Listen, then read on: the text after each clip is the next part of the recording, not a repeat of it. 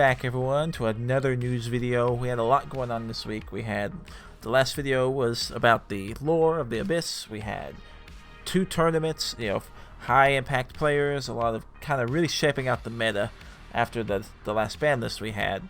So we're going to talk about that now. First thing I'm going to show you guys is the official Yugioh channel. It had its remote duel, like the actual invitational. Yeah, the invitational, which is where the winner becomes the king of games. And we had Asala, which is a great player. This guy has been a pro for years now, and he won it all with Dragon Link. He played very well. He was very skillful with the deck, honestly. Yeah, he knows what he's doing. He figured out all the key pieces, so he's very, very good with it. So just wanted to say that that was the first thing. So congratulations to him. Dragon Link is just great. His opponent was playing Dino, so Dino got second. In the final, of course. Yep. All right. Let's see. I'll share this so you can see. Okay. We have the LCS had theirs. Top 16. We had 5 Prank Kids, 2 Dragon Link, 2 Invoked Dogmatic Shaddolls, 2 Eldritch variants, which is Prank Kids and Zodiac. We had 1 Dinosaur, 1 Altergeist, 1 Tri Brigade, 1 Buster Blader, 1 Zodiac. So overall, more of a diverse top 16. But unfortunately, I think when you get to the tops, it kind of drops off there. So first place, we did have Dragon Link again. So there's 2 events where you have pro players playing, and Dragon Link has won. So obviously, until proven otherwise, this is what you need to be siding for, guys. Whenever you're playing in whenever the YCS hits, you're playing Dragon Link. It plays through hand traps. It sets up nearly unbreakable boards. It's rough, guys. They're not unbeatable by any means. It's just when you have a bunch of people playing it, if you have to sauce through like 8 rounds of it, that's gonna be rough. Yeah, that's definitely not gonna be a fun day for you. Just having to keep going with the same matchups. At least you'll know what you'll be playing against. Like there's lots of people playing it. I'm just afraid that, like I said, you beat 1 in round 2, you got to play another one in round 4, and then once you hit round 6, 7, 8, you might be playing them 3 in a row from that point because they're topping.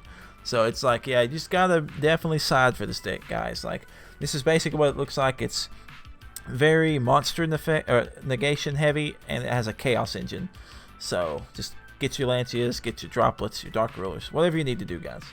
Just be aware that is probably the best deck. Unbeatable? No. Unbeatable? No. But consistently through 8 rounds or plus, probably the best deck. Second place, we had a deck that is near to my heart. Altergeist actually came in second in this game. That's pretty dope. And guess what, guys? This, other than the droplets, which you could argue could be Dark Rulers, this deck is pretty daggone budget. There's not a single pot of prosperities in here. Yeah, prosperity, while you get to pick 6, you're only adding 1, and you really need to get like 2 cards. And because you're not really going in your extra deck anyway, you're better off just taking the gambles. Chances are you're not going to banish all of your Link 1s, and you're probably not going to banish all 3 Hextias. That's really all you need to play in this game. If you can keep like 1 or 2 Hextias and a Link 1, that's normally all you need.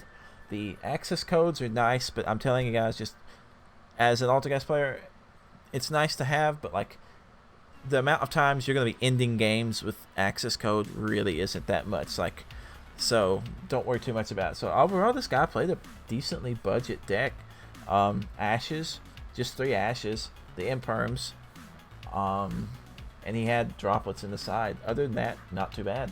Congratulations to Christos. He piloted very well, and I know he had to pilot through some crazy meta.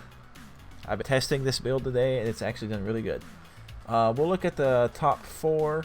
We had a Dino.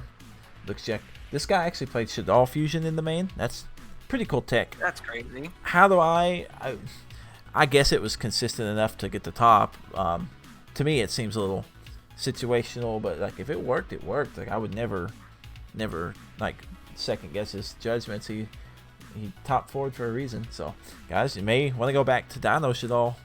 That was a thing back in the day. Maybe it's a thing again. Going into. And as you guys know, Dinos did make second place over at the Remote Duel Invitational. So yeah, so Dinos are not a bad. And he only played one Archer Sword, guys. If you can just get one, you're golden. All right, the other top 4 was a Prank Kid. Looks very standard, nothing too cookie cutter. He did play the new Psychic Eraser Laser. That's really good for you budget people. Once again, like he's got IDPs in the deck. Great card. Maybe replaceable. I don't know.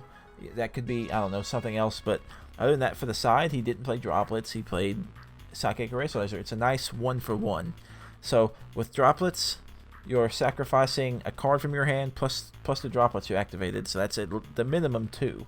And if they have multiple negates, you need to negate even more. Dark Ruler negates everything, but it costs you your battle phase. This card just gives them some life points, and it's a 1-for-1. You have a Dragoon, bam. So yeah, other than that, guys, pretty budget build so far. What's next? Oh, there's a couple other just kind of cool decks we wanted to go over for the meta here. Top 8. We had a pure Tri Brigade. No Lyrilusk, no Zodiac. Just kind of like a pure build. Once again, IDPs. Hopefully, if we can just hold off until the 10s come, this should be hopefully a little more accessible. It might either, what is it now, an Ultra or a Secret? Do you remember? It's an Ultra. Okay, so they'll probably get the Prismatic, if I had to assume. Or it could go down to a Super if we're lucky. But either way. Yeah, so this is the Tri Brigade. Do you have any thoughts about it, Jacob? I think it's interesting. Instead of a Wombo combo variant that ends on... it looks very trap and hand trap control heavy, so...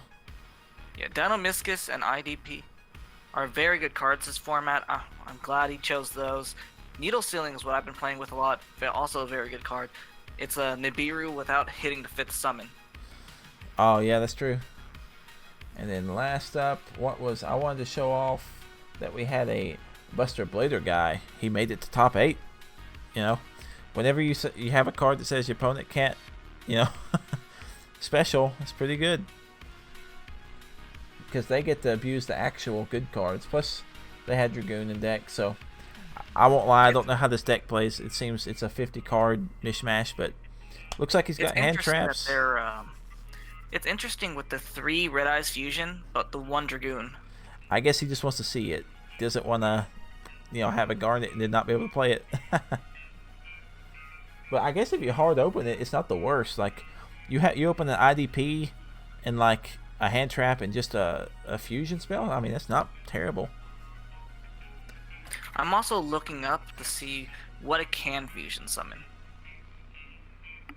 Oh, just stuff that lists Red Eyes as material. Oh, yeah. I was wondering if they could bring out the Buster Blader. Anyway, guys, we just wanted to talk to you, let you know the tournament scenes that just happened.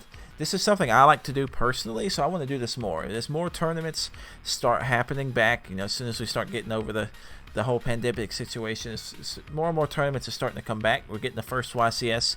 I plan to be participating in it, and also just staying on top of the tournament reports. I really like giving you guys what's currently topping.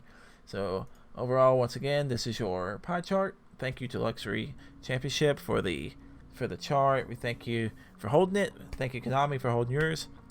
This will be end of the video for today, guys. I appreciate everything. Please click subscribe, like, follow us on Instagram and Twitter, join the Discord.